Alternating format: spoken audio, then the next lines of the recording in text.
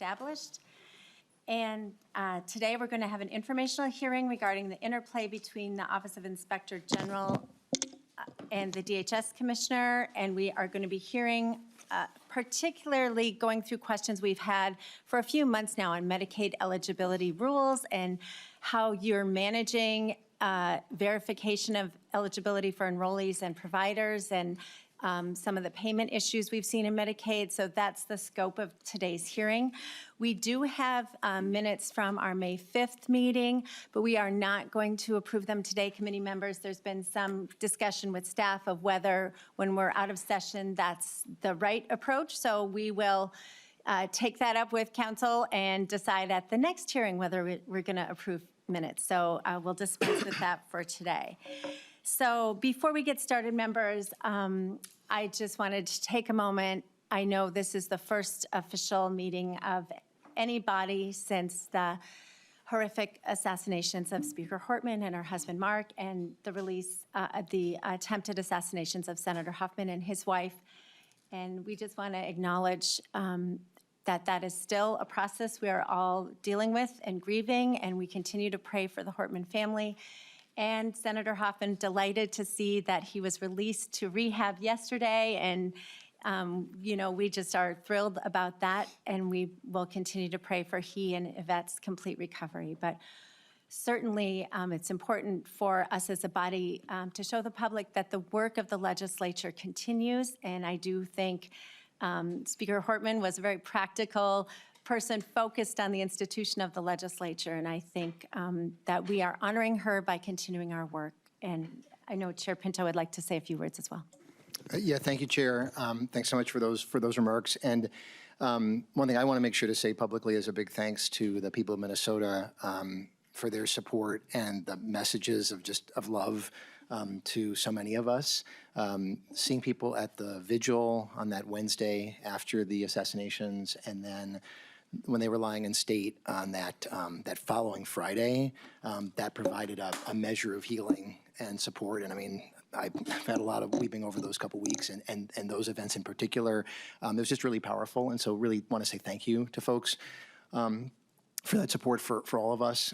We're thinking about Melissa and Mark, and just, yeah, so grateful for the leadership she provided in this body.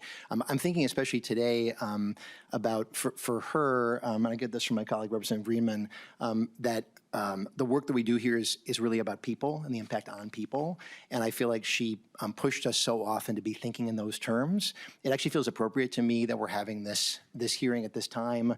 In Medicaid, which is a focus that we're going to be talking about today, is so much about the impact on people, making sure that they have the health care that they need to lead successful lives. And so I'm really grateful to the public servants who work to make sure that that program is available for those who need it. It's a program that is in a lot of our minds right now, and I'm sure we'll talk about this throughout the hearing, but there's been recent action in Congress that we know is going to take a lot of people off the program. And so eligibility determinations are going to be especially important. We want to make sure they wouldn't in any way prevent people from being able to access these services.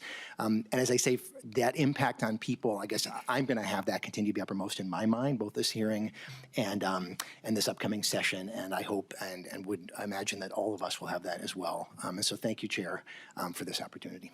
Thanks. Thank you. And before we get started, I just want to kind of remind the public how we got here today. So we had originally scheduled a May 5th hearing with DHS to talk about Medicaid eligibility, and just due to end of session budget negotiations, they requested a delay, which we were happy to accommodate. And then we rescheduled for June 24th. Because the intention of this committee is to meet monthly during the interim, but then due to the horrific assassinations, we again delayed, and now we are back. So this hearing has been months in the making. We have been trying to get a handle on just sort of a level set for us as committee members and the public about the work of the Office of Inspector General and the work of DHS and how we verify Medicaid eligibility. So with that, I'll turn it over to Acting Commissioner Shireen Gandhi and her team. And I know you'd outlined two different presentations. Let's just try to run through both of them, and then we'll have more of a wide-ranging discussion at the end. Thank you.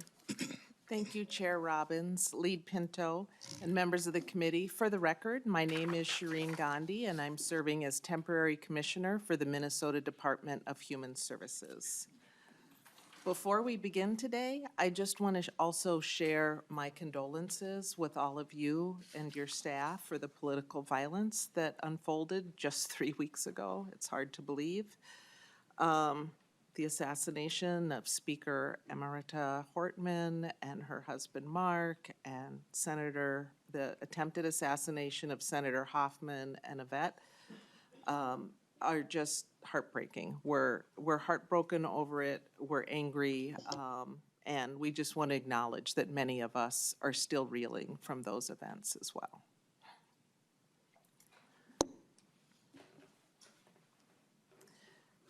So as you said, Chair Robbins, getting at the task at hand today, I want to start off by thanking you. We are grateful for the legislature's focus on preventing and detecting fraud last session.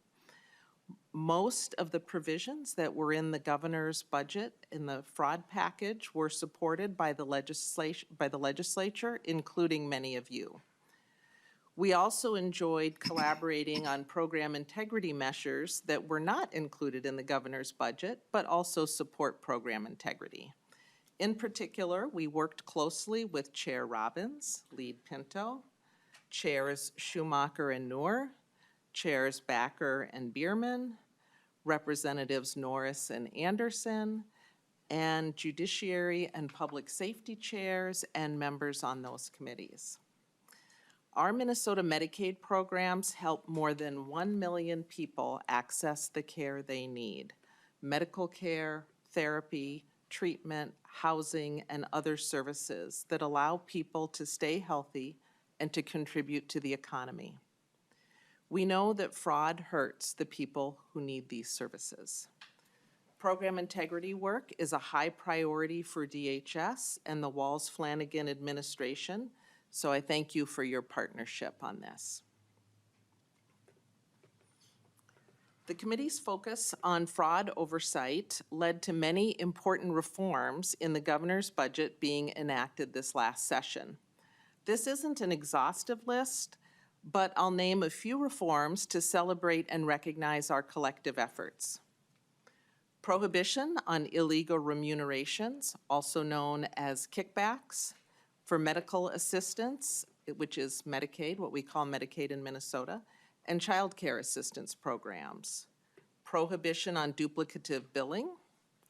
Provider compliance training required prior to enrollment for unlicensed services.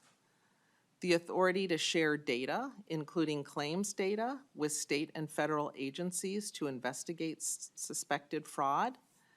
The authority for DHS to disclose payment withholds. The authority for DHS to deny licensure applications or temporarily suspend a license for individuals that are the current subject of a pending administrative, civil, or criminal investigation. And then more specifically, for autism services, which are known as early intensive developmental and behavioral intervention, a new provisional license was enacted for EIDBI. It's a short-term step that bridges us allows us to increase oversight until robust licensing standards are developed with community input. EID providers will be required to revalidate their Medicaid enrollment every 3 years instead of every 5 years. DHS will have the authority to investigate maltreatment allegations in EIDBI. We will have tightened standards for EIDBI to ensure a background study is completed before an individual is allowed to start work. It's added staff to DHS to manage the additional eligibility and compliance checks that will be coming, allowing for a higher volume of on-site screenings and background studies, and improved oversight of clinical requirements to ensure high-quality service, provider retention, and better outcomes for children and families. For the Housing Stabilization Services Program, legislative changes enacted include billing unit limits, capping billing at 100 hours annually per client, limits on remote support to no more than 20% of all housing transition services, required compliance training. Before enrolling, enrollers and managers involved in day-to-day operations are required to complete training on a number of items, including state and federal billing, documentation and service delivery requirements, enrollment requirements, program integrity, including fraud prevention, detection, and penalties, fair labor standards, workplace safety requirements, and recent changes in service requirements. It also added additional funding for more site visits. Providers will get a pre-enrollment visit as well as unannounced site visits.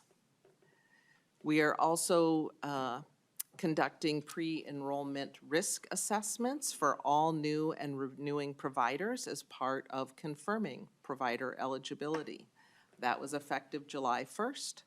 And our pre-enrollment risk assessment, which we call PARA for short, in case I use that acronym, will cover the provider's history of performing similar services, whether enrollment would require the provider to perform at a significantly increased scale, and if so, that they have the capacity to do that, the provider's financial information and internal controls, compliance with other state and federal requirements, including debarment and suspension status, and their standing with the Secretary of State. Increased documentation requirements. Recipients of the services must sign that they received the hours that were billed. And lastly, surety bonds. Providers must show proof of surety bond, which helps guarantee performance by the provider, or the state will be compensated and the surety seeks repayment from the provider.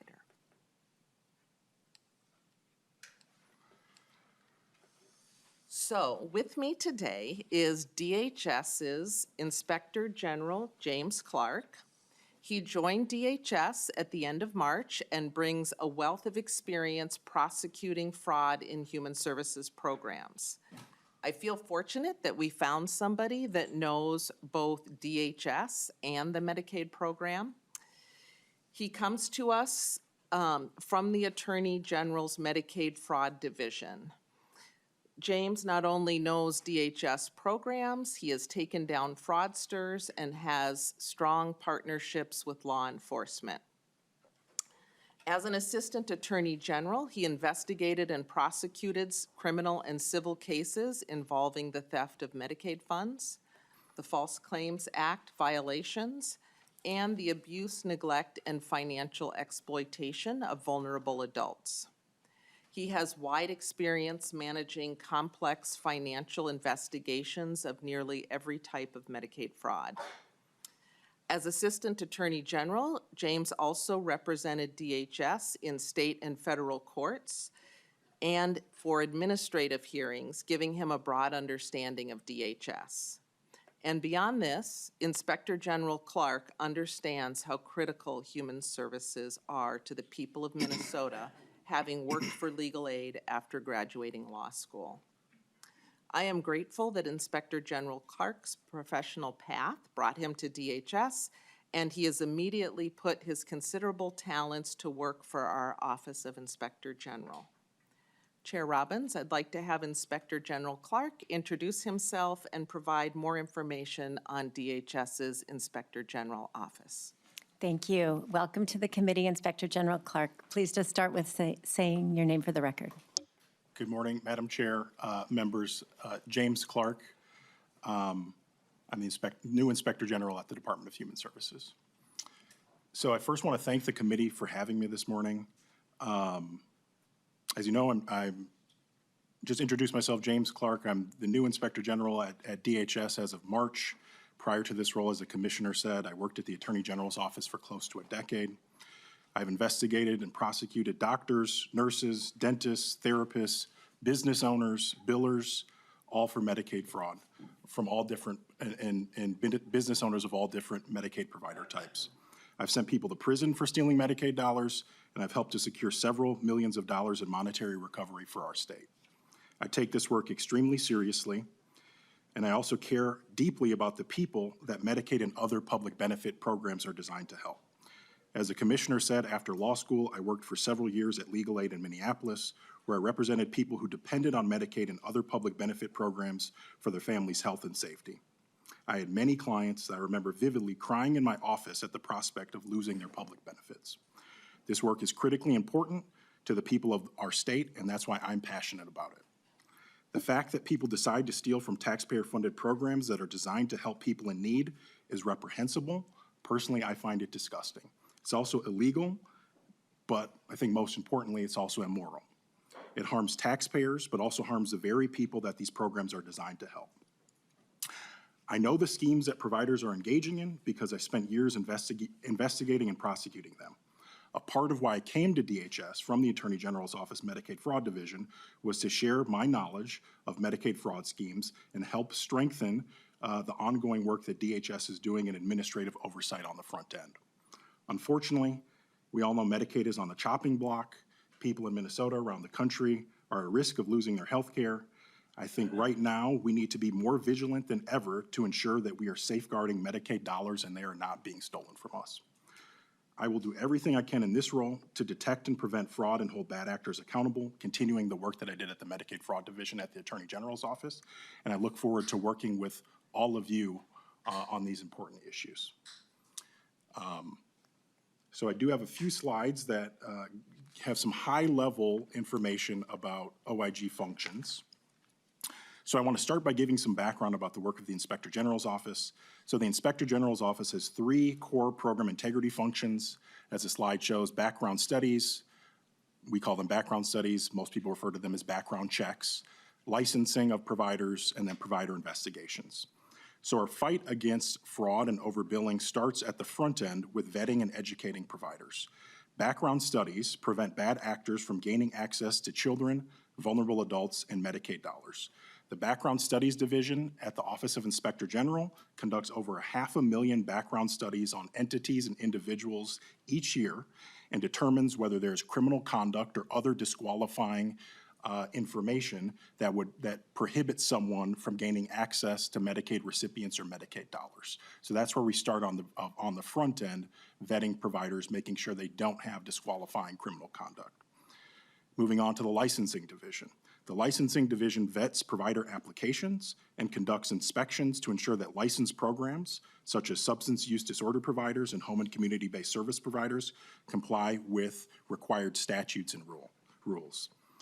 That often involves site visits to providers, reviewing records, interviewing recipients that receive services at those programs to make sure that maltreatment is not occurring and make sure that the law is being followed at licensed programs. Finally, a core function of the Office of Inspector General is provider investigations.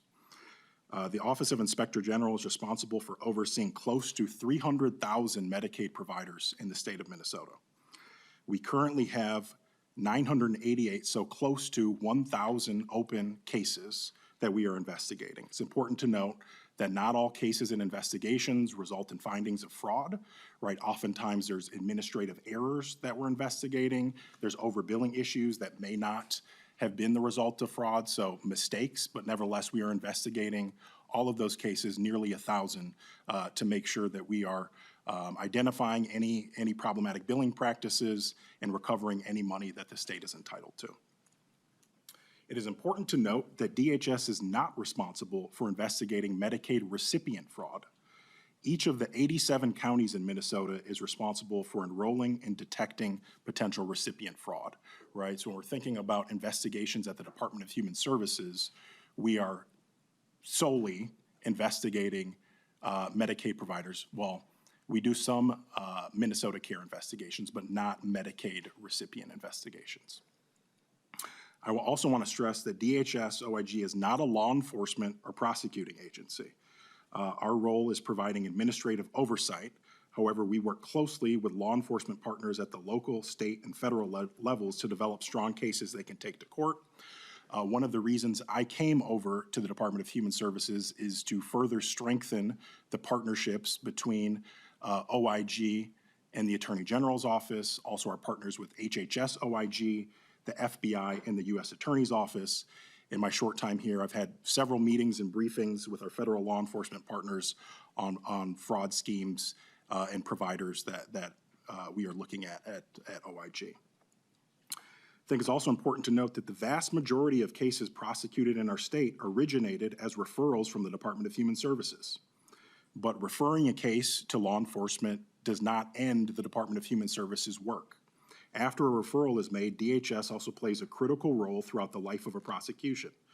Speaking from experience at trials and hearings at the Attorney General's Office, really our work depended on the data, the documents, and the witnesses at trial from the Department of Human Services.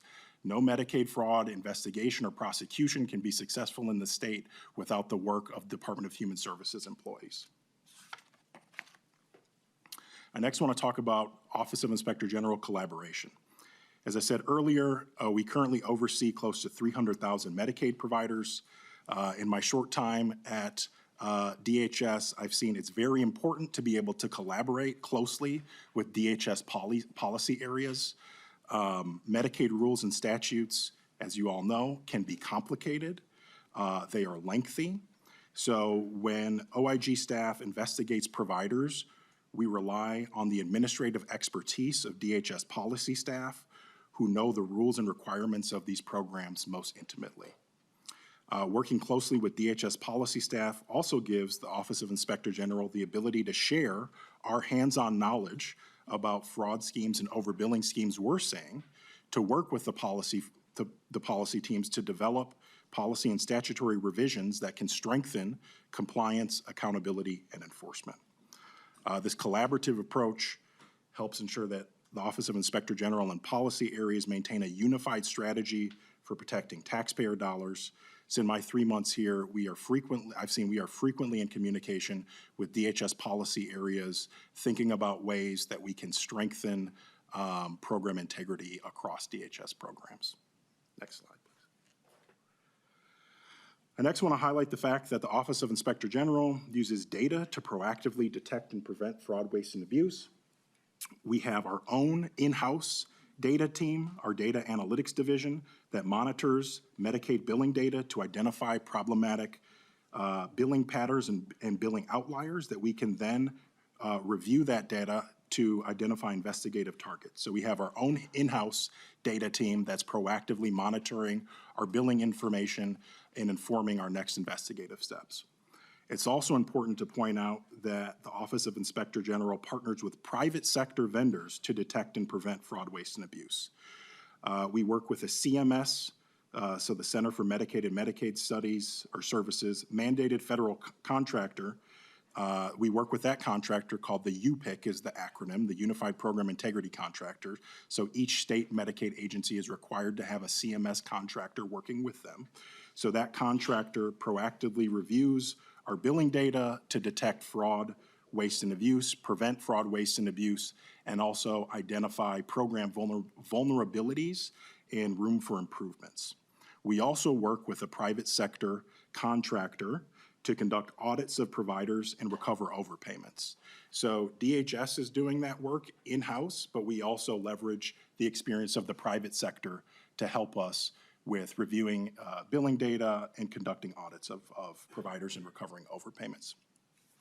The last thing I'd note is that Minnesota is a 90% managed care state.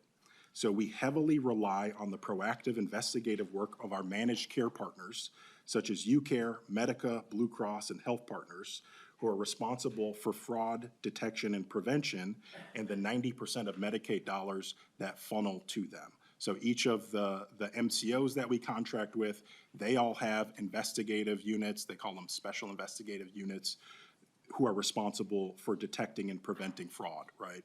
So internally, DHS is doing a lot of work. We also work with private contractors, and we also rely on the private sectors, our private healthcare companies here in Minnesota, to prevent and detect fraud of the Medicaid dollars that they receive.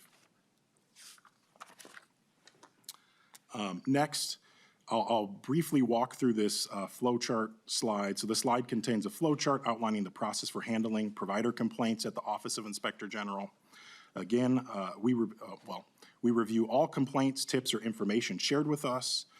Tips can be submitted online through the DHS website, by phone, by email, in person. We will take tips from any source who wants to come forward with complaints about Medicaid providers. We have a zero tolerance policy for fraud, waste, and abuse, and we take every complaint seriously and track all of them in our centralized computer system. So first, intake staff will review the complaint. If the complaint is not regarding a provider who bills DHS programs, we will reroute the complaint to the appropriate area. Maybe it's a county issue, maybe it's a different state agency issue. For example, we get complaints about healthcare providers who don't participate in the Medicaid program, but they might be licensed by the Department of Health. So we would refer those complaints to the Department of Health. Sometimes our office will need to reach out to the reporter to gather additional information or clarification. So for instance, names, addresses, more information about the provider, dates and times. So we'll do that. We'll gather information to get clarification. When all necessary information is gathered, a preliminary investigation will occur. A preliminary investigation is really just a very high-level overview of the information we can gather from the complaint. So really, is the provider actively billing us? And is the recipient who maybe made the complaint, or the recipient that's involved with the complaint, are they actively receiving services from that provider? So if a complaint concerns a Medicaid provider that is actively billing us and there are allegations of improper billing, we will open up a full investigation. Our investigations involve reviewing documents, doing on-site visits, doing interviews, looking at bank records, looking at billing records, really looking at all of the information we can get our hands on. And the finding of that full investigation will determine the Office of Inspector General's next steps. Those steps can include, in cases of where we see evidence of fraud, referrals to the Attorney General's office or the FBI or other federal law enforcement partners. Again, if we don't see allegations that rise to the level of fraud, we can take administrative action such as a termination of a provider. We can suspend a provider from participating in the Medicaid program. We can suspend them from receiving payments during an investigation when we see fraud. And at the end of investigations, we can take them to court at the Office of Administrative Hearings to recover overpayments.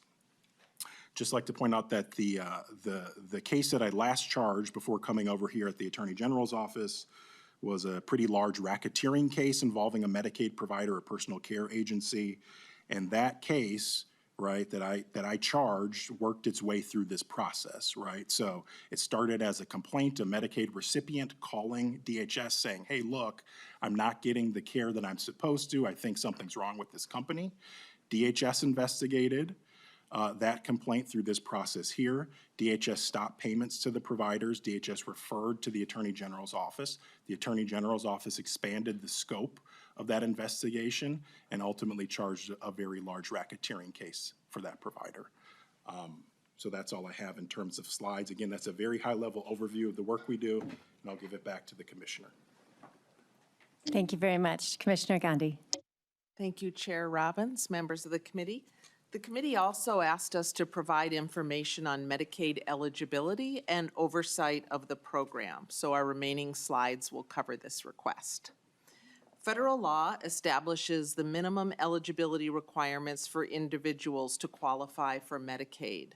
There are many factors that impact Medicaid eligibility, including citizenship, immigration status, state residency, income, and assets for some.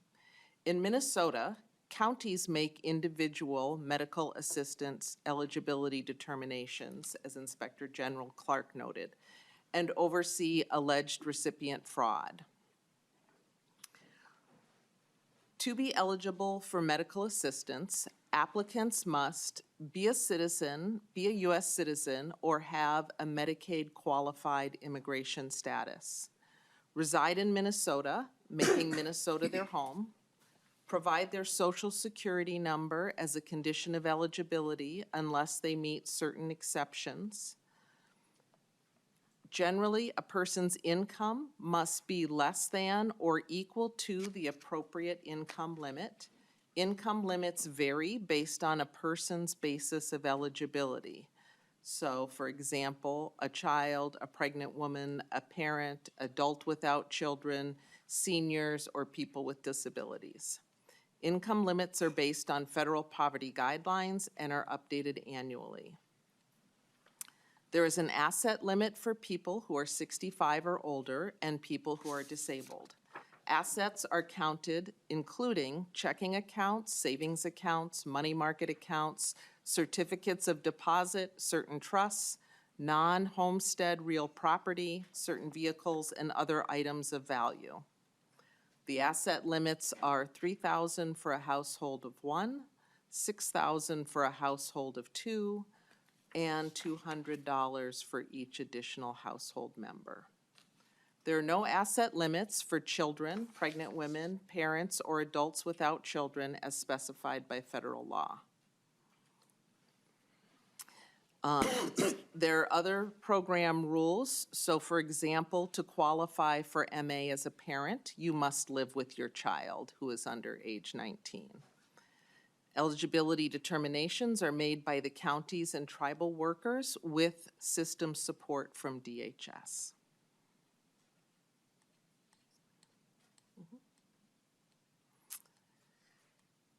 A renewal is a review of income and other information to see if individuals and other family members are still eligible for medical assistance.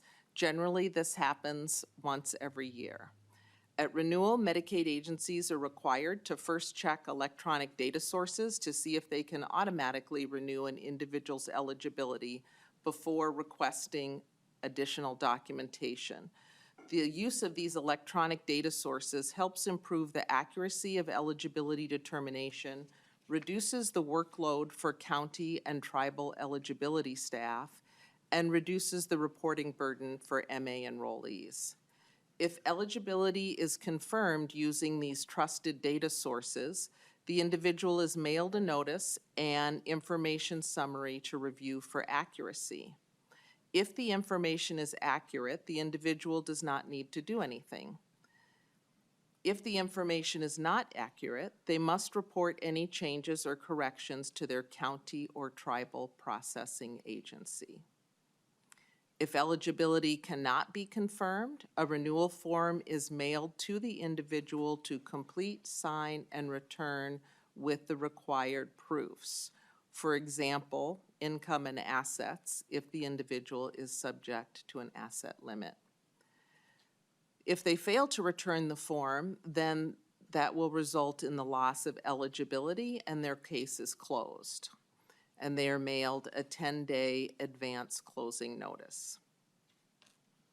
In addition, between the annual eligibility renewals, there is data matching with trusted data sources to identify individuals who may no longer qualify due to income or death. These individuals are sent a discrepancy notice and must respond by completing and returning the form or contacting their processing agency. If they fail to respond, their eligibility closes. If they respond, their eligibility is redetermined to see if they remain eligible. Want to share the data sources that we use. Medicaid eligibility determinations involve the use of a number of trusted federal and state data sources. You can see many of them listed here on the slide. They corroborate the information provided by the individual at application and annual renewal. The data that we use includes data from the Social Security Administration to verify Social Security numbers, SSA benefits, and U.S. citizenship, and identify deaths. The U.S. Department of Homeland Security is used to verify immigration status. The Internal Revenue Service is used to verify income and self-employment. Equifax, also known as the work number, is used to verify wages. The Minnesota Department of Employment and Economic Development is used to verify wages and unemployment benefits. The asset verification service is used to verify certain financial accounts such as checking, savings, and CDs, and identify unreported financial accounts for those that are subject to an asset limit. And the Minnesota Department of Health state death records are used to identify enrollees who have passed away and end their eligibility. So the committee also asked us about the COVID-19 pandemic. At that time, all states were required to maintain health care coverage for Medicaid enrollees. This paused regular eligibility checks and renewals. Minnesotans who newly gained eligibility or already had eligibility for medical assistance or Minnesota Care remained enrolled in the coverage regardless of most changes in their lives that previously would have affected their coverage. Continuous coverage helped Minnesotans access care during the global pandemic and maintained high insurance coverage rates in the state. In the spring of 2023, Congress passed legislation requiring states to return to standard Medicaid eligibility procedures, which included an annual eligibility review. This meant, as of March 31st, 2023, the continuous enrollment provision ended. The process of renewing all recipients was completed in June of 2024, which was a very heavy lift for the counties and the state. And for the past year, regular annual renewals have been taking place. Turning back to program integrity, DHS is currently in the process of implementing laws enacted by the 2025 legislature. Paramount to this work is ensuring that the laws are implemented according to the letter of the law and as intended. DHS looks forward to ongoing collaboration with partners to implement what was passed. There are many steps to implementation. We have to communicate. Some of you may have seen emails from DHS on new laws or heard an end of session presentation. It's important that DHS communicates new requirements with providers, community, update fact sheets, provider manuals, hold meetings with various partners and constituents, including counties, provider associations, tribal nations, advocates, and healthcare systems. We also have to collaborate across DHS program areas to implement Medicaid changes. This requires updates to the Federal Register, member notices, provider notices, managed care contract amendments, and federal approval. In some cases, DHS needs to submit amendments or waivers to the Centers for Medicare and Medicaid Services seeking federal approval. As part of this process, DHS must post changes for public comment and work over the course of approximately 3 to 6 months to get approval. We also have to update systems, as we've talked about in this committee previously, which is a critical component of implementation. We partner with Minute on that work as well as external vendors. So while we are next slide, in the midst of managing this important work of implementing state changes, the federal budget reconciliation bill was just signed into law on July 4th. DHS is still assessing the fiscal and enrollment impact of the bill on Minnesota healthcare programs, but estimates are that it cuts roughly $500 million in annual funding to Minnesota, while increasing costs and red tape for counties, hospitals, and enrollees. The Association for Minnesota Counties estimates that the requirements in this bill will double and possibly triple the administrative workload to counties. Counties have shared that even with the recent funding, Minnesota's outdated systems, some of those are ones that we've talked about in various committees, SSIS, Maxis, METS, will make it very challenging to implement this bill. They are assessing the specific cost to the state for systems upgrades as they plan for the 2026 legislative session. And the most recent projection from the Kaiser Family Foundation for the Reconciliation Bill estimates that between 150,000 and 250,000 Medicaid enrollees in Minnesota will lose coverage because of the bill. People with disabilities, older adults, people with mental health conditions, rural hospitals, and nursing homes are likely to be the hardest hit by a weakened state Medicaid program. It's important to keep in mind that impacts on Minnesotans who rely on Medicaid, Minnesota providers, and Minnesota's taxpayers are cumulative and interactive. Among the many provisions, the bill implements work reporting requirements, 6-month eligibility checks, and cost sharing for adults in the expansion group, reduces retroactive coverage, which means MA applications need to be submitted quickly to ensure people have the coverage they need for their bills to be paid to providers. This puts additional pressures on navigators, hospitals, and counties and others who assist people in filing their applications for MA. It prohibits federal Medicaid funding for some family planning clinics, eliminating a critical access point for reproductive health care services, and implements tougher restrictions on state-directed payments and provider taxes, which present an obstacle to implementing hundreds of millions of dollars in rate increases for hospitals, basic care providers, and behavioral health providers throughout the state. So in short, while we are working to implement the strong program integrity measures that this legislature passed, we are also juggling these significant changes, federal changes that are costly to Minnesota. Great, thank you very much. I just was checking, we had a testifier sign up to testify virtually, but she hasn't appeared yet. So I think we'll move on to member questions and then interrupt ourselves if she does join us. And also following up on that, we did during the discussion learn that we can approve minutes during the interim. And so with that, Vice Chair Anderson, I wonder if you would be willing to move the minutes from May 5th. I move the minutes from May 5th. Thank you. Great. The minutes are in your packets. Does anyone have any questions? All those in favor of approving the minutes from May 5th, please signify by saying aye. Aye. Opposed? Minutes are accepted. All right, now we will go on to member questions. I have a list, and there will be a lot. So we look forward to this discussion with you all. Thank you for your testimony. I think, well, let's start with Chair Rarick. I have so many, I need to get my own thoughts together. Chair Rarick. Thank you, Madam Chair. Thank you all for being here and being back so many times.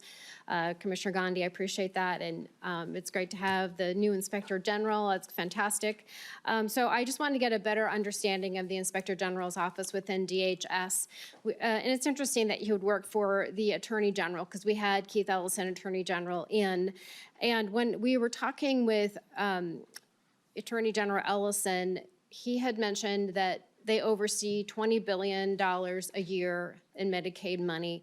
And I'm just wondering if you, I've got a few questions around that, and maybe you can verify that, if that's accurate with money that kind of flows through DHS and some things that they're responsible for in, you know, because they're, all the fraud they're responsible for in Medicaid, the Medicaid area. So the question is it $20 billion annually of money that flows through for Medicaid?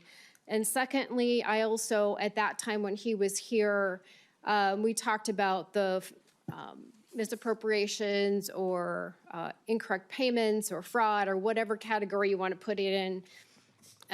We talked about that briefly, but at that time, I had kind of thought about the number of 1.5% because that was a really, really low misappropriation rate from DEED when we had all of the money going through from COVID money. But since then, a federal number has come out with this big bill that was just passed, and it was 5.06% of an inappropriate payment rate. And when I do that number, instead of it being, say, $200 million a year of fraud or misappropriations, it's $1 billion. So I'm wondering, because you didn't give us any of that high-level information, can you first tell us how much flows through DHS for Medicaid? Secondly, what is your fraud rate? Is it 1%? Is it 2? Is it 3? Is it 4? Is it 5? Is it higher than that? Because that's just a federal average for Medicaid. Thirdly, I want to know, you said you had about 1,000 cases right now, approximately 1,000 cases. And if I recall, in previous testimony, you had 491, or just shy of 500 employees at the Inspector General office. So can you tell us how many employees that you have, and how many of those employees are working on the cases? Because if you had, say, almost 500 employees and only 1,000 cases, that's only 2 cases per investigator, which seems kind of low. But I'm assuming that you have other folks doing other things. But can you kind of do a breakdown? So hopefully you got all those questions, and I did it that way so that we can move quickly. Thank you, Madam Chair. Yes. Commissioner Gandhi or Inspector General Clark? I can take a stab at it. So, thank you, Madam Chair. Thank you, Representative Rarick. So there was a lot to unpack there, so I will try my best. So I believe that figure, $20 billion, I believe that's the total amount of Medicaid spending in the state of Minnesota, right? So when the Attorney General's office is saying our Medicaid fraud division is responsible for overseeing $20 billion, I think that's what he's saying, right? And we know not all $20 billion is being stolen to fraud, but there is a percentage that is. Hence, we have prosecutors that prosecute those cases where there is fraud. So I think that $20 billion is correct or close to correct. I think it varies from year to year. Looks like the commissioner is shaking her head, right? So $20 billion, the Attorney General's Medicaid Fraud Division is responsible for overseeing. The scary thing is they only have about 6 or 7 prosecutors, right? So when you think about the amount of resources that would be needed, right, to really oversee a $20 billion program, we have to think about whether or not the Attorney General's office has the amount of resources it needs, and also whether DHS OIG has the amount of resources it needs. $20 billion is a lot for us to be in charge of and safeguard. The second part of your question was about improper payment rates. I've seen that figure where CMS is estimating nationwide it's about a 5% improper payment rate. The most recent figure I saw, and I kind of anticipated this question because I saw it posed of my former boss, Nick Wonka from the Medicaid Fraud Division when he was here to testify. So I did some digging, thankfully, with some of our folks at DHS. And so the most recent statistic I was able to find was a CMS study from 2022, which says that Minnesota's improper payment rates are actually less than that national average. So I've seen a 2.2% rate of improper payments in Minnesota. So this was in 2022. I was preparing on the fly here. Again, I'm new at DHS, been here about 3 months, but at least CMS said as of 3 years ago, we were better than the national average in improper payment rates. And also, it's important to note, improper payments does not mean fraud, right? There's a lot of administrative error, a lot of, documentation issues, not everything that we investigate. So getting to the 1,000 cases, right? I think I wish I had the percentage. I don't. Again, I'm new here. I can get that information for you, but it's a small percentage of that 1,000 that then gets referred to the Attorney General's office for suspected fraud. I think so far in 2025, and I wish I had these figures in front of me, it's around 30 or 40 case referrals for suspected fraud that OIG has made to the Attorney General's office. So someone can do the math who's better than me, right? Of the 1,000 or so cases we have that we're looking at any given time, we're on average referring suspected fraud, I think close to 100 cases a year. So hopefully that answers your question. Madam Chair. Chair Rarick. Thank you. Just a quick follow-up. So I'd also like to know how many employees you have it at the Inspector General within DHS. How many of those employees are actually working on those 1,000 cases that are open right now? And then I would just follow that up with, which is great that we have a lower than national average of fraud or improper payments, whichever category it lands in, that's still $440 million annually. And when we had the Attorney General here to that point, They were very excited to have recovered, it's approximately 10 million a year. So if we've got improper payments of 440 million a year, your number, that's your number, and we're recovering 10 on average, that's a pretty low recovery. So I'm wondering if you could, again, tell me how many employees that you have and how many of those employees are working on these 1,000 cases. Thank you, Madam Chair. Inspector General Clark. Thank you, Madam Chair and Representative Rarick. So I want to be very clear, right? Improper payments does not mean fraud, right? Fraud is a crime. That means that someone intentionally tried to deceive us to get money that they were not entitled to. So that for that 2.2 improper payment rate, right, the fraud rate would be less than that. So I think that might have been what the Attorney General was getting at. We have other ways to recover improper payments, right? We go through the administrative appeals process, right? So there's criminal prosecutions and recovery through restitution and recovery through False Claims Act lawsuits. That's one way to recover criminal or intentional fraud. For the unintentional kind of errors or, you know, we think of fraud, waste, and abusive practices, right? Billing us without having proper documentation, billing us in a very sloppy manner. We recover money through the administrative process.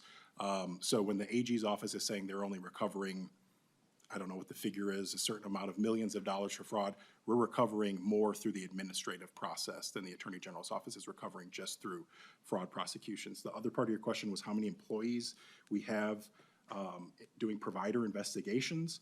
I think that number is around 30. I could get back to you with actual, a more specific, but I think it's 31.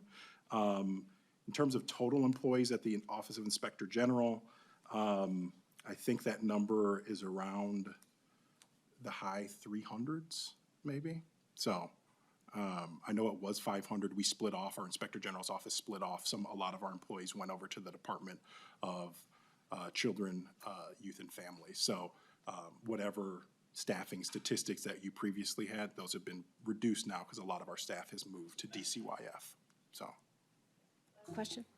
Yes, Chair Rarick, last one. Last question. Thank you, Madam Chair. So to that point then, so if you have 30 working on these cases, but you have just shy of 400 employees, what are the other employees doing?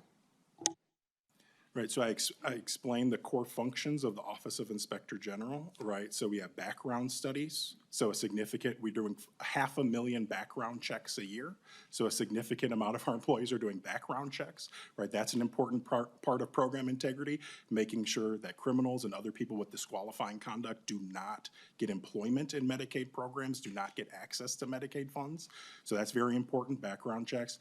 We also have a significant licensing oversight function, right? So we're responsible for ensuring that license programs in the state of Minnesota, they're following the laws, they're not committing maltreatment, right? So you think of the core functions of the Office of Inspector General: background studies, licensing, and provider investigations. So that's what the other employees are doing. Thank you very much. Before we move on to my colleagues, I have a couple questions. I just wanted to jump in on following up on some of Chair Rarick's questions. First, you talked about improper payments, and I appreciate that, but I'm sure you're aware that just last month there was a GAO study talking about how there's a low rate of audited findings of improper payments with managed care organizations, but that nobody seems to be checking up on how the managed care organizations provide payments to providers. And that seems to be where the bulk of the fraud is. And at the state level and at the federal level, that doesn't seem to be happening. So could you comment on what procedures you currently have or will put in place to ensure that we're monitoring the payments between the CMOs and their providers? Thank you, Chair Robbins. That's a very important question. And I think this is a very important point for everybody to understand about the Minnesota Medicaid program, right? 90% of the Medicaid dollars in this state are managed by managed care organizations. Again, the UCares, the Blue Crosses, Medica, Health Partners, there's others, right? So DHS, to a certain extent, is a pass-through entity, right? The money comes from taxpayers to DHS. DHS sends that money to the managed care organizations who are responsible for the care and the payments for Medicaid recipients, 90% of which get insurance through those entities. So in terms of what we are currently doing with managed care, so we have a team, it's a small team at the Office of Inspector General whose job is to provide oversight to managed care organizations and their SIU divisions. In fact, I just had a meeting with that team yesterday to talk about their work. Again, I'm fairly new to DHS, so I'm getting up to speed on what we're doing, but I think this role of managed care oversight to make sure, again, that these entities that have 90% of the Medicaid funds going to them are taking actions to suspend providers, to terminate providers, to make referrals, right, either to DHS or to the Attorney General's office. That is a very important space that I plan to look into more closely. I know we're currently doing work. We do audit managed care organizations to make sure that they're taking the actions that they're supposed to. Managed care organizations also have reporting requirements. They're supposed to report to the Department of Human Services on the fraud detection, prevention steps they are taking, and instances when they have detected fraud. So that information is reported to the Department of Human Services by the managed care organizations. But I think it's an area where we can definitely expand. Thank you. So I would like to request that you send us whatever the most recent reports are so that we understand. I would like to know what is the percentage of fraud in the managed care organizations that either has been self-reported or that you have identified or that CMS has identified. My understanding is CMS is doing audits themselves of the managed care organizations on a rotating basis across states. And so I don't know where Minnesota falls in that rotation, but whatever their most recent audit of Minnesota is, I couldn't find it when I was looking over the weekend, but I'd love to have that information. And then I'll move on to my colleagues, but I had one more quick question. You talked about how you recover improper payments, and the two questions are, you said through administrative recovery at DHS, you recover more than the Attorney General's office, so how much does DHS recover? And then secondly, there was a report by the OLA saying that there's $40 million in unrecovered payments that DHS just chose not to recover. And I would like you to speak to why you're leaving $40 million out there. Thank you. Thank you, Chair Robbins. Unfortunately, I'm not familiar with that OLA report, so I'll have to do homework after this hearing to take a look at it. We will make sure you get a copy. And then what was the other part of your question? I'm sorry. I'm sorry, the other question was, you said you'd done a lot of administrative recovering of overpayments just when it wasn't fraud, but just for errors or whatever. What is a total that DHS has recovered? And unfortunately, I don't know the answer to that question. I can definitely follow up after this hearing to get you dollar figures on administrative recoveries. So I apologize for not having that information on the top of my head. So. Great, we look forward to that. Next up, Representative Hudson. Thank you, Madam Chair. Like many of us, I'm sure I have more questions than we have time to address, so I'll be selective.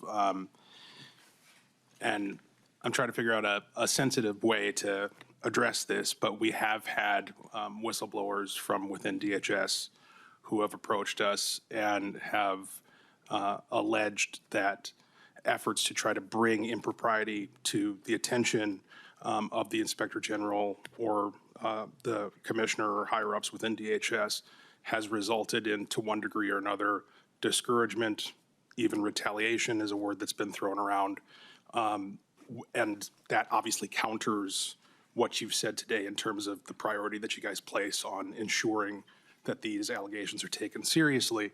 So my question would be, what can a frontline DHS employee expect if and when they report suspected fraudulent activity or inadequate agency function that they're observing? And either of you can speak to that. Commissioner Gandhi. Yeah, Chair Robbins, Representative Hudson, thank you for the question. Our frontline employees, our recipients are our best window into things going wrong. And it is of paramount importance to me that they feel safe in reporting any concerns that they have. Now, I know that people will not always feel safe. As a former chief compliance officer and working with compliance officers around the country, there are always concerns of retaliation. That's just part and parcel of reporting concerns. So I think it's important that we have more than one avenue where people can report concerns. And like Inspector General Clark said, we will take the information from anywhere. So if an employee has concerns and they don't feel safe reporting it internally, they can share enough specific information with the Office of the Legislative Auditor. They can share it with the BCA, which has expanded reporting. They can share it with you all, and as long as we have enough information to act on it, we don't need to know who said it. We just need to have enough information to act on it, then we will investigate the matter. I think the other thing that I want to share is that I have had, since I've stepped into this role, some very brave staff who have come forward to me and shared information,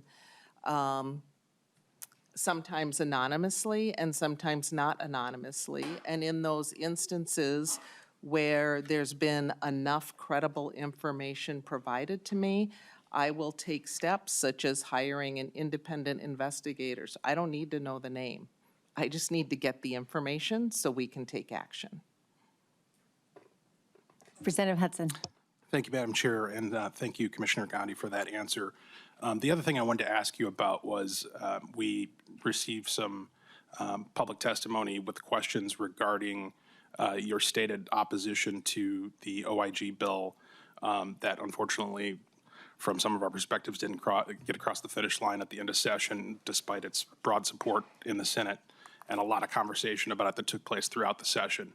You had a letter that was authored on March 11th where you expressed some concerns about the impact that an independent overriding statewide enterprise OIG would have on your existing operation. And some of those concerns are summarized as potentially compromised investigations by having duplicative investigations going on at the same time, concerns about your ability to maintain compliance with federal guidelines, potential loss of federal funding, and a reduced fraud handling capacity. I'm wondering if you can expound upon that, because for the folks who submitted the testimony, and I confess for myself as well, I don't quite see how those concerns mesh or at least present themselves plainly in just a basic understanding of how that new potential agency would function. Commissioner Gandhi. Chair Robbins, Representative Hudson, thank you for that question. I believe I came and testified to this committee after that letter, and I am on record sharing that, I generally support program integrity measures that are going to advance integrity in Medicaid's programs, in protecting the state's taxpayer dollars, just as a general statement. What matters is how we do it and how we get there. And so I think if legislation comes forward again, we would like to work closely with you so that we can make sure that our federal requirements work. I believe that it is very important that DHS maintains an Office of Inspector General. You heard Inspector General Clark talk about the close collaboration with our program areas and how we have to knit together the program areas and the oversight to have the strongest work. And so it's important that we maintain that and we maintain our federal obligations. We do the work that's required to do, and there may be a way to also have that work together with a statewide OIG, but the details matter, and we need people that understand them more than I do. Our federal relations officers, our general counsel, legal advisors, state advisors, our federal partners to work on that together to find something that works. Thank you. Thank you. Representative Anderson. Thank you. I'm going to follow up with that, and then I have another question. The bill that actually passed the Senate, the OIG bill, was the bill that was agreed to by at least the Republicans in the House, and then we thought the Democrats in the House. That bill kept an OIG within DHS. Did you have a chance to look at the bill that actually passed, that was the final negotiated OIG bill? Commissioner Gandhi. Yes, I mean, our staff did look at that. Yeah. So my question is, do you have my understanding was that DHS was as close to they could get, because they, in actually being okay with that bill. Is that correct? Commissioner Gandhi. Honestly, I can't recall. I mean, so I know that we were committed to working, if that was going to move forward, committing to working with the legislature to get it right. How close or not it was, I would need to go back and check with our general counsel and federal relations experts. Okay. Thank you. We'll get off that. That will be back. Okay. That issue will be back.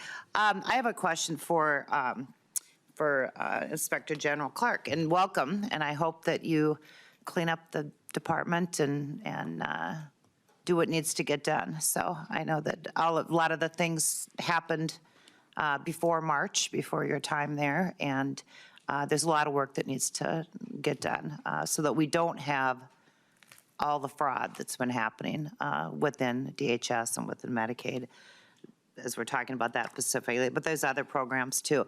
My question, so the OIG within DHS is studying about 100 cases a year, according to you, to the Attorney General. And we have been told again by whistleblower, there's a lot of people talk to us, obviously. Some maybe is accurate and maybe some isn't. But we've been told that there's a lot of cases that end up where the Attorney General's office needs more information. They send them back to DHS and they just die at DHS. And maybe if you can comment on that, what % of the 100 cases that per year of fraud that go to the Attorney General's office, what % are actually prosecuted? Inspector General Clark. I don't know that answer. I mean, I think that answer is better posed to the Attorney General's office. I'm here at DHS, so I don't know the exact amount that they're prosecuting each year. I want to say, now this is, could be speaking out of turn here, but I want to say, listening to when the AG's office was here, Nick Wonka, again, my prior boss, I think the number was in the 40 or so range of convictions that they got in last calendar year. But again, prosecutorial decisions, whether or not to prosecute, I mean, those are decisions that are made by the Attorney General's office. So numbers, reasons why cases are declined, reason why cases are prosecuted, I mean, I think those questions are better posed to the Attorney General's office. Vice Chair Anderson. Okay, thank you. So about 40% are actually get all the way. So that's give or take. I'm a lawyer, Rough. I'm not supposed to speculate. Okay. I mean, that's to the best of my knowledge, right? But I mean, I could be way off too, though. So Okay. I would recommend following up with the AG's office. Vice Chair Anderson. Thank you. And then maybe this is a better question for Commissioner Gandhi, but of those 100 cases, approximately a year that are sent to be prosecuted, or looked at, what % are we stopping payment on? Because we have the AGs, and we've always been able to stop payment. So that was, always, long before legislation this last session. But what %, I mean, are we actually taking action? Or are we just letting this sit for a year or two and maybe it gets prosecuted if they have enough evidence? Commissioner Gandhi.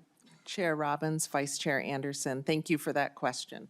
What I can tell you is, since I've been serving as temporary commissioner, that's the information that I have, and we are taking action immediately as soon as we have enough information to stop a payment, unless the law enforcement entity that we're working with asks us not to.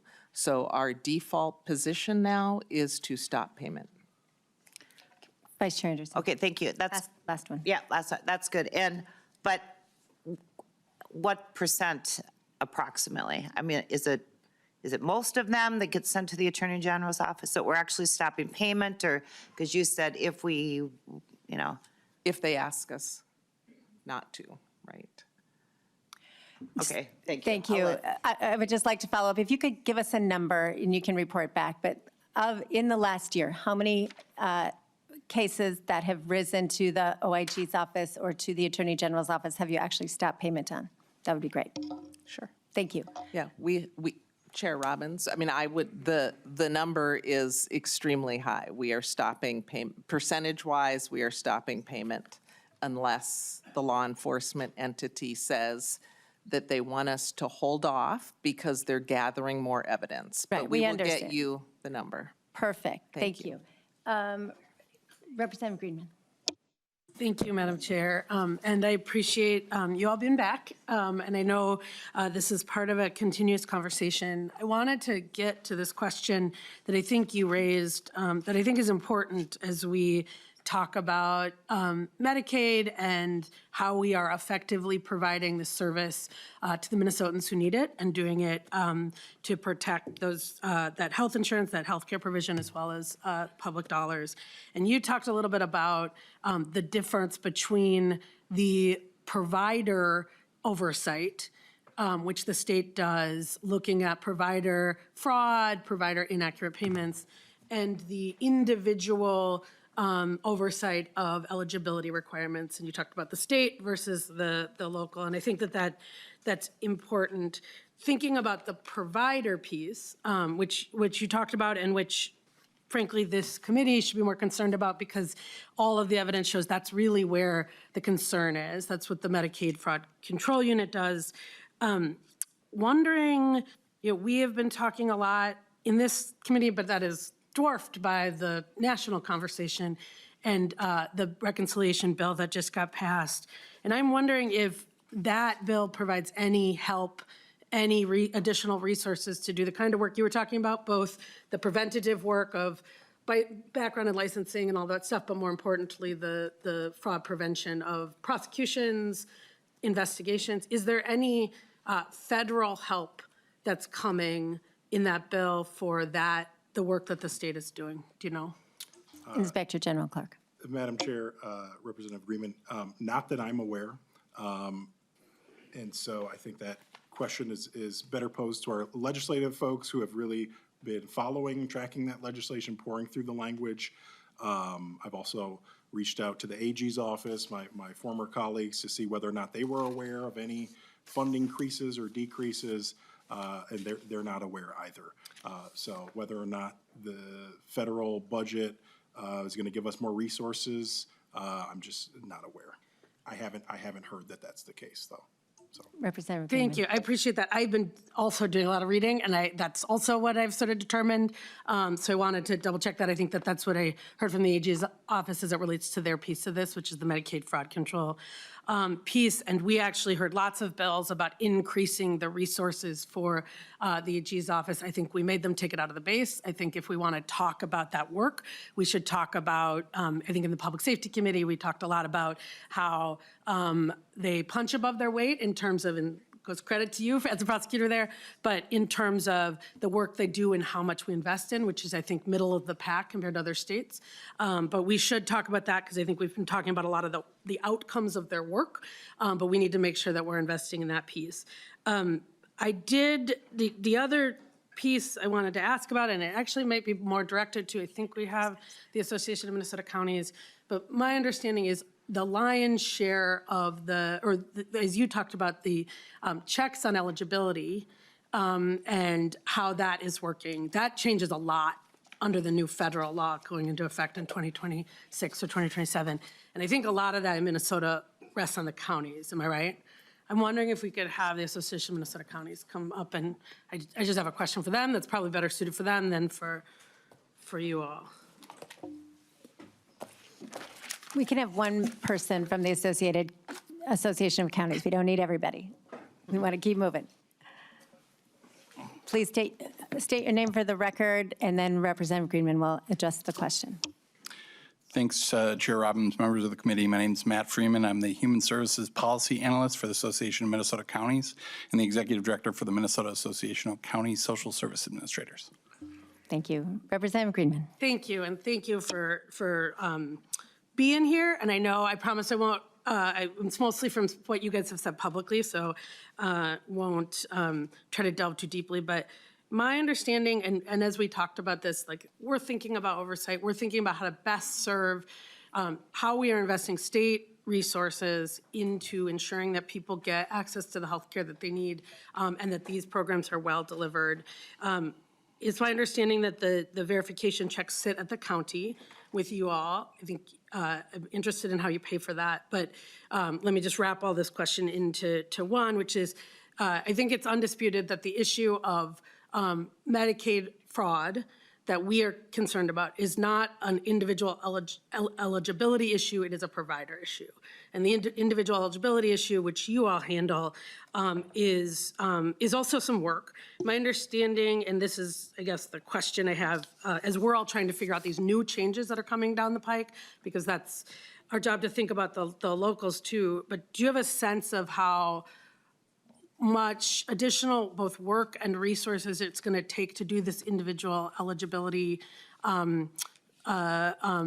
verifications, work requirement verifications, and if you think that extra resources is going to be made back by the ineligible folks you find, or the quote the fraud as it's defined in statute that you find. Yes. Madam Chair and Committee, county's role in the eligibility process is the individual eligibility, and so we remain committed to program integrity, both in preventing folks who are not eligible from accessing services, but also the importance of ensuring those who are eligible are able to access that. The bill, reconciliation bill just passed last week, so we're still in the process of analyzing and looking at what that impact will be on counties locally in our role. Again, Minnesota is one of 10 states where counties administer Medicaid, helping with enrollment, eligibility, and the renewals. And we're one of 25 states that contribute financially to Medicaid, mostly through our targeted case management contributions. We're expecting significant cost impacts and workload impacts. I think you heard earlier from Commissioner Gandhi about some of those projections. I think we've looked back at the 2018 local fiscal note that was done on a work requirements around Medicaid bill here at the state level that projected about $160 million at that point for the local impact cost of doing that additional work requirement work for counties.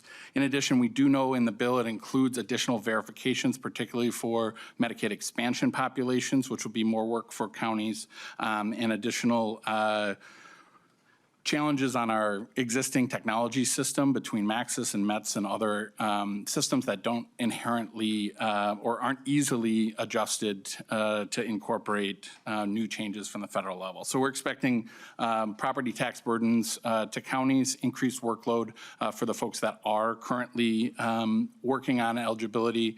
We're concerned about the ability to add that workforce is a long-standing challenge. And we do know that other changes in the bill beyond Medicaid, there really is intersectionality with changes to the SNAP program or food stamps in access to services like child care or cash assistance. Many of the folks who are needing economic assistance are the same folks that are intersecting with our healthcare system. And so I think there are a lot of concerns at the county level about that impact. And additionally, looking at administrative burden of changes and complexity in our system, we have a very complex eligibility system. And that creates more challenges for disqualification for folks, not because they're not inherently eligible, but because the administrative work creates a barrier or that there's an error in that process. And so making the system more complex with more steps doesn't inherently prevent fraud or ensure that folks who aren't eligible access that information. It more often, in examples like Arkansas on 1115 waiver, disqualifies individuals who are eligible but ran into a administrative barrier. Thank you. Last question. I think if it would be helpful, it would help if you would focus on the testimony, because this is all speculative. The bill just passed, so I would like to make sure that we're focused on the testimony of the OIG and the DHS. Thank you. Thank you. I think that as we think about our job, as we think about oversight, as we think about going into next session, I think we have to think about the law as it will be in 2026, not the law as it will be for the next 8 months. So I think speculative is one thing. I think that there's been a ton of both debate and information, and it's helpful to hear. I don't think a fiscal note from 2018 is speculative. I think that that's the way we do our legislation. So I guess I will just, and I have lots of questions as we think about this impact on the counties, but I may leave that to my colleagues with just a statement, because I want to make sure that we are focused here on what our job is, which is ensuring that the people of Minnesota have access to health care, right, and healthcare provision, and that our local hospitals, our rural hospitals can continue to provide that care, and that we are safeguarding those resources, the state dollars, the local dollars, the resources of Minnesotans that are going to pay for that. And the reason we, all session tried to talk about what was happening in Congress is the reality is that we get lots of resources, or did, about this, to do this work here in Minnesota. And if those resources go away, the eligibility hasn't changed. The work requirements have. Some of the eligibility has actually changed, but we still are on the hook. So the question is, how do we pay for that? And I don't think that every time we brought up this reconciliation bill, trying to have this conversation, we heard it was speculative. We heard it was who knows what tomorrow will bring. Now we know what tomorrow brings. It is a giant package, which has goodies for government contractors who are going to do Equifax and other things, $20 a check, double that. It has goodies for billionaires in all sorts of places. And the way that it pays for that is by giving garbage to working class Minnesotans who don't have enough money to pay for private insurance, that is going up a lot of the reasons because we have outsourced and provided private for-profit companies access to, our healthcare markets. So when I think about what our job is here, it is a giant bill. We are going to have to deal with the implications of this giant bill. Lots of goodies for wealthy people. It's going to deprive Minnesotans healthcare and coverage. And it is wrapped in red tape that's going to go to our counties, that's not going to provide better care, but it certainly will increase costs. And so I think that as we think about our job, right, that is waste, and GAO describes it as inefficiency and I had it somewhere, the inefficient processes and systems. We are adding to the federal government, the Republicans' bill is adding to that in order to kick eligible people off of health care. And that, it seems, anathema to the work of this committee and the work of us in the legislature. And so I guess what I would just ask, as we look at all of this, right, we have to focus on provider fraud. We have to focus on how do we ensure that the people who are billing the state for resources to provide these are providing the services that people need. And we have to ensure that people who are eligible for these services get them, and get them in a way that doesn't require our counties and cities to have to raise their property taxes in order to provide useless and ineffective things. So I think that this has been really helpful. I think as we talk about this going forward, I do think we're going to have to think about both what's happening at the county level and what's happening at the state level and how we as a state are investing in it. But I hope we think about our systems not just from the perspective of the myopic view of what we have decided, because frankly, we don't have control over what the Republican big terrible bill did. But we will have to deal with the impact of that as it relates to Minnesotans, working class Minnesotans, rural hospitals, and frankly, the taxpayer dollars at the local level that are going to go up. So that, I will leave my questions there and leave it to other people, but we have our work cut out in front of us, and it is not an assignment that we asked for, but it certainly is something that we're going to have to make sure that we protect Minnesotans and their health care from, and we ensure that people know who is cutting them off of health care. Thank you. Representative Schultz. Thank you, Madam Chair. Thank you to the commissioner. Thank you to the counties as well. I appreciated the insight today. And the thing that I'm really deciphering here amidst all of the testimony is the impacts that was just discussed by Representative Greenman, and I appreciate her perspective. But let's level set here a little bit. Okay, so we've been talking about the amount of money of Medicaid dollars that are spent in Minnesota. Let's compare ourselves to similar sized states. $20 billion is spent on Medicaid in Minnesota on an annual basis, as was provided by the people at the desk from the Department of Human Services. By comparison, two larger states, Colorado and Wisconsin, both spend approximately $13 billion in Medicaid spending. How is it that Minnesota provides $7 billion more than those states that are larger than us? I think that's an open question for us. And then let's also talk about what the commissioner just said the bill from Washington is going to do to changes in Minnesota. She said that there's going to be $500 million of costs per year, and that 150,000 to 250,000 people will be removed, okay? That still is what? $6.5 billion more of benefits provided than states of similar size to us.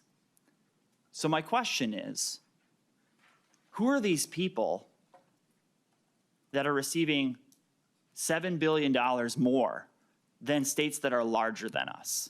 And let's start there. Commissioner Gandhi. Chair Robbins, Representative Schultz, thank you for that question. In Minnesota, the majority of Medicaid spending is for older adults and people with disabilities. While they make up 14% of the population, the spending for them is about 60%. So one of the things that we have been proud of in Minnesota is the quality of life for people with disabilities that we are able to afford. We have waivers in place that allow people to live in community and to thrive. And if you look at our rankings across the country, we are at the top by a far margin. So in terms of spending, that's where the largest amount of dollars go. Representative Schultz. Thank you, Madam Chair.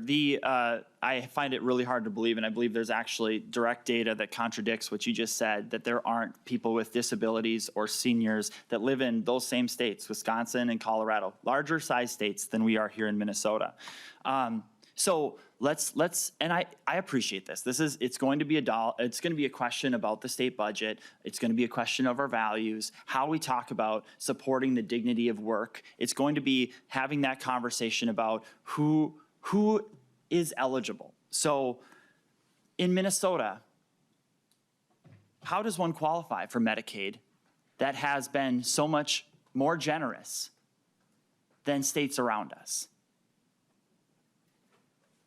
Gandhi. Chair Robbins, Representative Schultz, I went over the eligibility requirements. I'm not sure of the question. Representative Schultz. Thank you, Madam Chair. Well, certainly, I'm expecting that if there's such a huge amount more that we're spending in Medicaid, that there are Minnesotans that are qualifying that wouldn't in other states? What are those eligibility requirements that provide more assistance to people who aren't eligible for the same benefits in other states? Commissioner Gandhi. Chair Robbins, Representative Schultz, I don't have a crosswalk between the two states you mentioned and our eligibility requirements. Representative Schultz. Thank you. Well, at the end of the day here, what Republicans are championing is this idea that there's a dignity of work. And if you're an able-bodied adult, that you should be contributing to our economy. And we have huge opportunities for jobs across the state to make great wages, to get jobs with employers who have health insurance. And the bill that just passed in Washington is all about ensuring that able-bodied adults, people who look just like me, and many of us around this table, that they're contributing to our society. So we need to take a look in Minnesota, because somehow there's $6.5 billion that could be going to help support counties as they administer this program. And even if we just use your number, Commissioner, it would be $500 million that could go to help support those counties as they do the work. So it seems like there's plenty of money for us to discuss around this as we seek to make sure that we're building a culture of work, and so that we aren't having the same programs and the program issues that we've seen here in Minnesota with huge fraud. Because it was the governor who said earlier this year that I think it's probably a culture of generosity. I think it's a culture of being a little bit too trusting on this. Those were his words. So I guess my final question for you, Commissioner, what have you done since the governor uttered these words to change the culture within your agency so that we're not seeing the levels of fraud that we have seen in Minnesota? Commissioner Gandhi. Chair Robbins, Representative Schultz, in the few months that I have been temporary commissioner, I have been working closely with the members of the Office Inspector General. I have been collaborating with the Department of Public Safety, the Bureau of Criminal Affairs, and looking to strengthen wherever possible. So a couple specific actions would be that in March, I designated a couple services, EIDBI and Housing Stabilization Services, as high risk. In the Medicaid program, agencies have the authority to do that. That went into effect June 1st, and that put into place additional oversight requirements in these unlicensed programs. We now have background checks of owners. We have the ability to do site visits and revalidation more frequently. In addition, DHS worked very closely with the Walz-Flanagan administration and had many program integrity measures in the governor's bill that we advocated for. The legislature passed many of them, and many of you supported those measures. Thank you. All right. I know we have two more questions, but I had a quick question. So I think part of the question of how we compare vis-a-vis other states is that we have what we call the expansion population, which is adults between 19 and 64 who are able-bodied. We've become an expansion state to take that on. But we also have an expansion of programs that other states don't have. Those are the optional benefits. And so I'm not going to ask for you to provide it right now, but what I would like to know is what are the optional benefits outside of traditional Medicaid that Minnesota has signed on to? Because that's where the fraud seems to be, and I want to get back to that. It seems to be in some of the programs you've already identified as high risk, housing stabilization, sober homes, autism centers, peer-to-peer recovery, non-emergency medical transportation, in those things which are optional benefits that other states don't have necessarily. That seems to be where the bulk of the fraud is and a bulk of the cost. So if you could just get back to me with what are the optional benefits Minnesota has adopted versus traditional Medicaid, acute and primary care, and also the expansion population, how many more people did that add to the rolls when we took that on? My understanding, which I have from the Department of Medicaid, CMS in DC, is that we have 318 people, 318,000 Minnesotans in our expansion population, which is way more than we have in our other adult, which is caretaker, pregnant parent, disabled, or elderly. So 318 people who are the able-bodied 19 to 64 who will now have work requirements, and that those people get a higher benefit than the national average. They get $10,713 per person, and the national average, according to CMS, is $7,569. So that's at least a place where we are over-indexing. And because the incentive on the expansion population is to enroll people there, because the feds, prior to this bill, were picking up 90% of the tab, we were pushing people into that expansion population, which is also where the higher benefit amount is. So please get back to me with those numbers, because that's the crux of what we need to be talking about here. We need to find out where the fraud is. We need to find out where our benefits are more generous, perhaps, than other states. And we need to figure out how we can make these programs affordable so that the people who really need it, the disabled, the elderly, pregnant moms, parents, children under age 14, those are the traditional Medicaid population and are most vulnerable that we need to continue to serve. So that is my request. And now we'll go on to Representative Elkins. Thank you.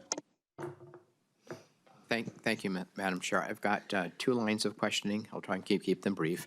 Thank you. But the first one, we talked earlier about how 90% of our Medicare patients are covered under managed care organizations. So I'm not sure which of you would want to field this, but my understanding is that for the MCO managed patients, we're reimbursing the carriers on a capitated basis, are we not? Commissioner Gandhi. Chair Robbins, Representative Elkins, that's correct. Yeah. So under this arrangement, if there is fraud, if there are fraudulent claims in that part of the market, and the carrier pays them, it comes out of their pockets, not the taxpayers' pockets, right? Commissioner Gandhi. Chair Robbins, Representative Elkins, correct.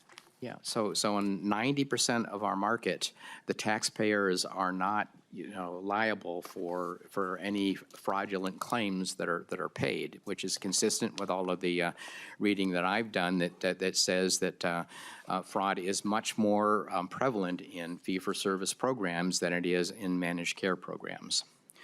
So that's the one line. The other line, I've been thinking as I was listening to the earlier testimony, is that, clearly one of the things that's happening here is that both the OIG and the Attorney General's Medicaid Fraud Unit are having to choose which claims to pursue, given limited staffing. And so the economist in me tells me that, you would pursue the claims with the biggest reward. And forego pursuing the claims with the smallest reward. And again, the economist in me says that, okay, that there should be a framework here by which, the OIG and the Attorney General's office ought to be able to estimate for us what would be an optimal staffing level that would maximize the net returns from, for enforcement. And that ought to be the basis for a supplemental budget request from the administration to staff both of those offices at the optimal level. Maybe Mr. Clark could comment on that. Inspector General Clark. Thank you, Madam Chair. Thank you, Representative Elkins. I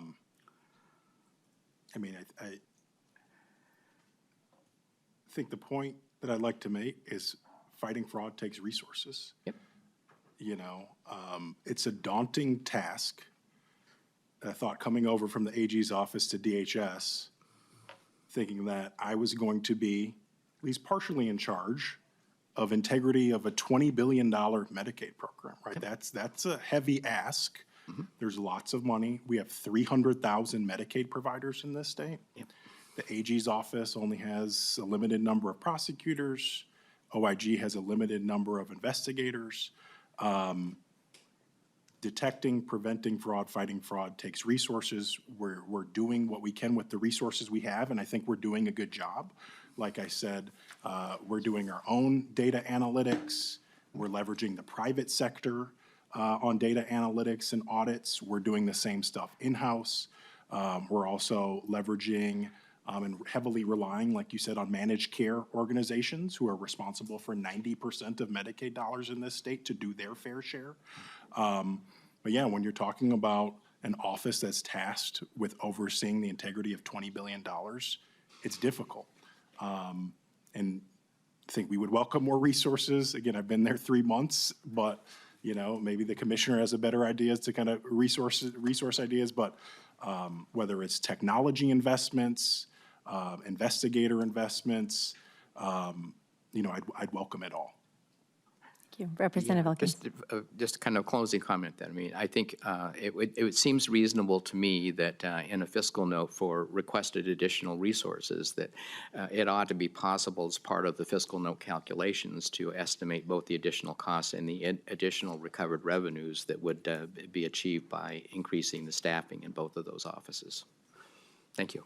Thank you. Representative Pinto. Chair Pinto. Thank you. Thank you, Madam Chair. A few things, and I'll try to keep things focused as usual. First question is, I think for somebody at DHS regarding work requirements, that's been brought up a number of times. And just, I don't know if there's somebody who could comment on the impact of them, kind of what the data and evidence shows. Looks like gentleman coming up. And if you could just talk about the impact in terms of, we obviously want to make sure that folks are working and have the dignity of work, and if you can talk about the impact of work requirements. Please state your name for the record. John Connolly, Deputy Commissioner and State Medicaid Director for the Minnesota Department of Human Services. Chair Robbins, Chair Pinto. So the initial estimates from the Kaiser Family Foundation are that about 150,000 to 250,000 Minnesotans may lose their coverage through Medicaid, and that is an estimate that we have right now as a result of work requirements, as the Commissioner said. Chair Pinto. Thank you, Madam Chair. And Mr. Connolly, if you could, Commissioner Connolly, if you could just talk about kind of what the evidence shows, like basically imposing work requirements, is the impact generally positive, and that in fact more people are working and they're not losing coverage, it's reducing fraud. I have a sense, I guess I'll say, that often the impact ends up being negative, that people who are otherwise eligible and are in fact working end up getting kicked off health coverage because of a lot of paperwork and various things they have to do. But if you could just talk about sort of the impact of work requirements. Mr. Conley. Chair Robbins and Chair Pinto. So a couple of things about that. So first of all, we know that based on data nationally and also about Minnesota, that roughly 2/3 of people in the Medicaid program work if they are of working age. And those that don't, the vast majority of that group have a reason, a disability, they are caretakers, they're in school, chronic conditions, so they have a reason.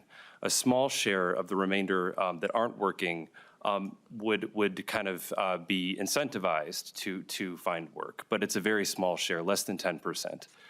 So the vast majority of people in the program are presently working or have a reason that would exempt them from working as a result, or rather under the federal bill that just passed. In addition, the vast body of research about this also in Medicaid demonstrates that people who lose coverage as a result of a work requirement or redeterminations, more frequent redeterminations, typically are eligible. So there is kind of a marginal reduction every time you add an administrative requirement or a paperwork requirement with respect to eligibility in terms of reduction in enrollment. Okay, thank you. Thank you. Yes, Chair Pinto. thank you, And I Madam just want to note for the record that we are going to go a little bit longer. Okay. Thank you. Thank you so much, Madam Chair. And so maybe I will, maybe actually for Commissioner Connolly as well, this difference between Minnesota spending some more than other states, my understanding is that at least a portion of that is that we have rates that are closer to private pay rates. When I'm thinking about our nursing homes, we're so dependent on these funds, and I think there'd be folks who will lose coverage as a result of the budget that just passed, the federal budget. Can you just talk about, is part of the difference between our state and other states is that we pay somewhat higher rates that are closer to what private individuals would pay, and therefore keep our nursing homes and other organizations afloat? Mr. Conley. Chair Robbins and Chair Pinto, so there are a variety of reasons for the per capita spending being what it is in Minnesota. I think, as the commissioner said, the majority of our spending is on older adults and people with disabilities. We do have a more comprehensive set of benefits, either through waivers or more generally in the program in our state plan, both for seniors and people with disabilities, but also for the expansion group. So that has been a historic investment Minnesota has made in its Medicaid program and the healthcare provided to its people. And that is probably the largest driver in terms of per capita spending being different than other states. But it's also true that for behavioral health service providers, I think we in Minnesota are proud that we do pay generally a more competitive rate for mental health and substance use disorders, as an example. And nursing homes, due to kind of legal structures here in Minnesota, also often, nursing homes that accept Medicaid receive reimbursement at the same rate from other payers. So that's just another kind of feature of the Medicaid program and our statutes here in Minnesota. But it's a complex set of reasons why we have higher per capita spending, but in general, it's because of investment in benefits and provider payment. Thank you so much. Thank you, Madam Chair, and I think I don't need you any further, Deputy Commissioner Conley, but thank you so much for your comments. I appreciate it.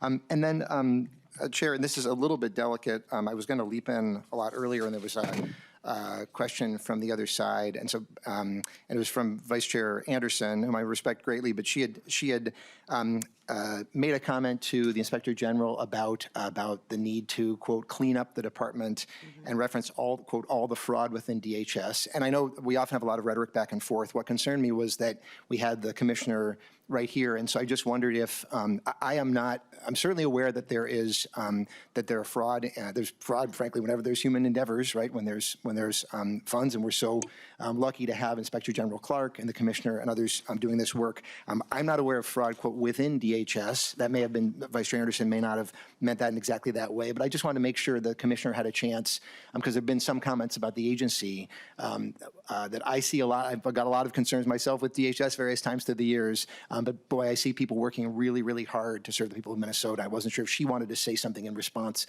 to those comments, Madam Chair. Commissioner Gandy. Chair Robbins, Lead Pinto, thank you for that opportunity. Yeah, I am not aware of fraud within DHS recently. I know there were situations many years ago, isolated, but I am not aware of any fraud within DHS staff. Okay, thank you. And then finally, Chair, if I can. Yes. And then final comment. I'll just say I really am glad that we've had this understanding of we've heard from counties about them overseeing eligibility of individuals in Medicaid, which they do, and heard from the agency regarding eligibility for providers. There's certainly concerns in that area. And I'm also glad the way the questioning has gone and raised by a number of my GOP colleagues about this program, the impact of the budget just been passed by President Trump and congressional Republicans, the importance of the program to Minnesotans, the fact that several 100,000 Minnesotans will lose coverage. It may be, in fact, I sort of got the sense in these questions that rolling back some of those benefits is the goal to a certain extent. I heard some of the reasons that folks may have that. I think we do need to recognize, though, that we are in a situation where when we think about Medicaid eligibility, what we're thinking about is people losing that eligibility, in part for reasons that may be fair, but often for reasons unfair, and people who are eligible for Medicaid, but who will in fact not receive the health care that they need and that they deserve because of these requirements and restrictions have gone into place, and that, according to our health care providers in our state, will have a rolling out of costs on all of us. This is from Essentia Health, saying that cost will be shifted to the rest of us, everybody else in this room, whether it's commercial insurance people that are paying for their health care out of pocket, all the money that used to come from Medicaid to pay for people's needs, because if they don't get coverage, health care in general, they're going to be going to the emergency room and causing our hospitals to go bankrupt, and those nursing homes as well that I know are so important to so many of us. So I'm glad we've had the chance to talk about this, and Medicaid, I think, should continue to be top of mind for all of us. And thank you, Chair, for the opportunity to have this conversation. Thank you, Chair Pinto. Last very short question from Representative Rarick. Thank you, Madam Chair. So I just wanted to talk really quickly too about SSIS, and I know that's been a huge, the computer program, the database, that's been a huge problem. And I went to a presentation in one of the counties, and 70% of a worker's time, frontline worker, was putting data into SSIS, and how cumbersome, and, this is a blue screen, and it's ancient, back from the late 80s, I believe it was, or maybe early 90s it was developed. So can you imagine how much more time these frontline workers would have if they didn't spend 70% of their time putting in data into an ancient, failing SSIS state program that we, the state, forced them to use. So we finally have given some money to try to get that fixed. We should have done that decades ago. It's absolutely ancient, and I'm surprised Representative Elkins didn't talk more about that, because he's kind of our data guy over there. But that is significant. I think we need to talk about how impactful and cumbersome our state of Minnesota outdated programs are. It puts so much burden on the county, so much burden on the frontline workers, both at the state and at the county. So again, 70% of a frontline worker's time at the county is spent putting data into this archaic system that doesn't work. And half the time they get the circle of death. So they, they sit there and they wait and wait and wait and wait and wait for this thing to load, or it fails altogether, or whatever. So we need to fix that. We finally put some money towards fixing that. So that's one. Two, when you talk about the new adults, so these are not disabled, these are not children, these are not elderly, they are a new expansion group of 318,000 new people, costing the state of Minnesota $3.2 billion. $3.2 billion. These are not disabled, these are not children, they are not aged, they are not elderly. They are able-bodied people that could work. Again, $3.2 billion more per year. So we have to talk about that as well. That is a huge expansion. Do you have a question? Sorry. Yeah, so the last thing the question is, I've been talking to whistleblowers nonstop, as I've talked about in this committee, the entire time. And Representative Hudson touched on it, but I am incredibly concerned about our frontline workers. I am incredibly concerned about the people that are trying to cut off fraud.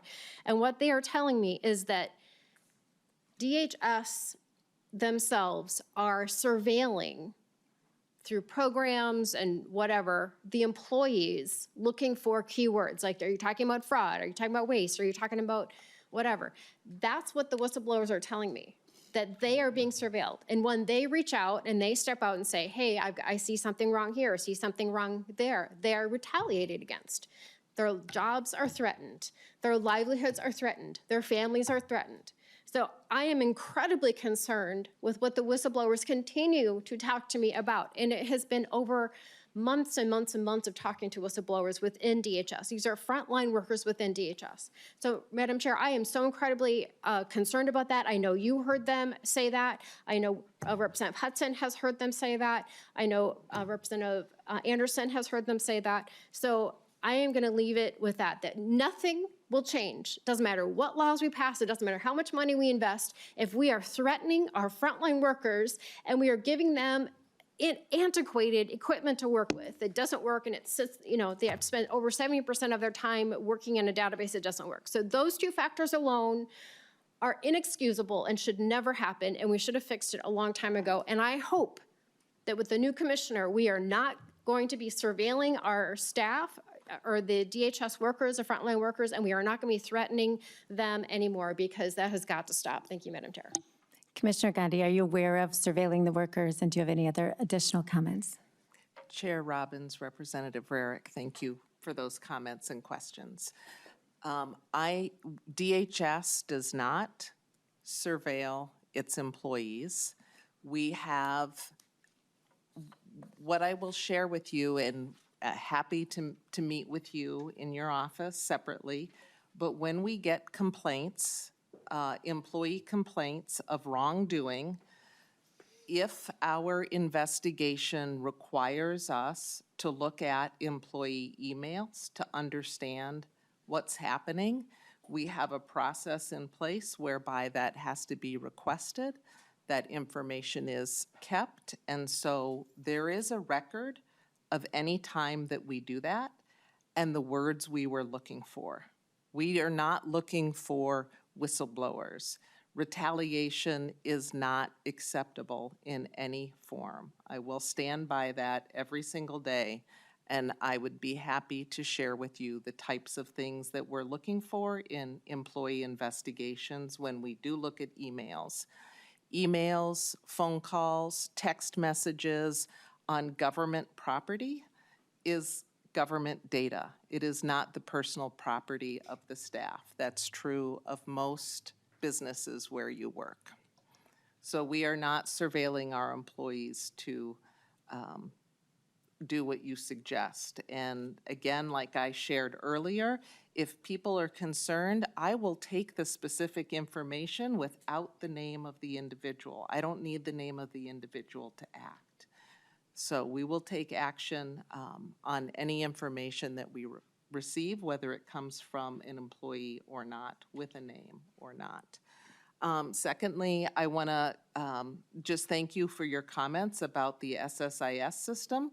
When the Children, Youth, and Family was part of DHS, and I toured the state and visited counties and tribal nations, I got to see the very same green screens that you're talking about. I heard about the amount of minutes county workers spend with downtime. It is a system that the state should have invested in upgrading a long time ago. I couldn't agree with you more. I'm very thankful that the legislature put money forward and that now DCYF and Minute are working on, together with the counties on addressing the systems. And I also agree with what the Association of Minnesota Counties and MAXA has told us in terms of our other aging systems that need investments to make the workers' lives easier and more efficient and effective. And that will also help DHS to implement policy changes that happen all the time at the state and federal level more nimbly and quickly. Right now, it's very cumbersome and time-consuming and staff-intensive to make systems changes. So I agree with you on that and look forward to further investments there. Thank you. So I just was reminded of one question I had from actually my freshman year when I served on the HHS committee. I have not served on it since my freshman term. But there was a controversy or an issue, I'd say an issue, not a controversy, about making sure that there were data matching reports provided to the legislature. And that was paused during COVID. But my understanding is that has not picked back up. So could you give me sort of a status report on providing data matching reports to the legislature and when we can expect that? Chair Robbins, do you have that answer? Okay, I don't have that answer. Thank you. But Mr. my Conley. colleague does. Yeah, so we can look into providing the specific data to you and the committee. However, periodic data matching has resumed, and I believe it resumed at the end of the unwinding in 2024. And have those reports been, have you then reported on the status of that to the legislature, to the, say, the committees of jurisdiction? I'd have to verify that, but we Okay. can provide that information. Great, thank you, because that was a big concern, you know, back in 2019, and I just wanted to make sure that we're continuing to follow that, because that's part of the thread of understanding eligibility. So thank you. Members, it has been a robust hearing. Commissioner, Inspector General, Mr. Conley, other members of the public, thank you for being here. We are adjourned.